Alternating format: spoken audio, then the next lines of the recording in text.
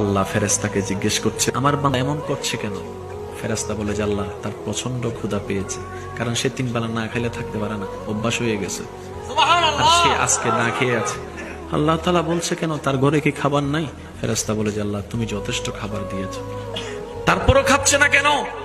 ফেরেশতা বলে আল্লাহ তোমাকে খুশি করার জন্য।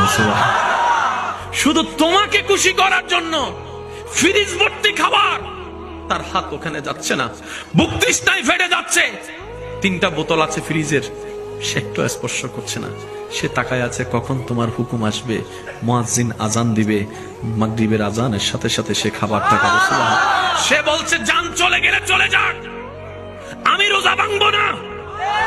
তৃষ্ণায় জিহ্বা বের হলে হয়ে যাক, আমি রোজা ভাঙবো না। রব বলে যে আমি তো এটাই দেখতে চাই, আমার বান্দা খুশি মনে আমার জন্য ত্যাগ দিতেই থাকবে, আমি আল্লাহ তাকে নিয়ামত বাড়াই দিতেই থাকবো। সুবহানাল্লাহ।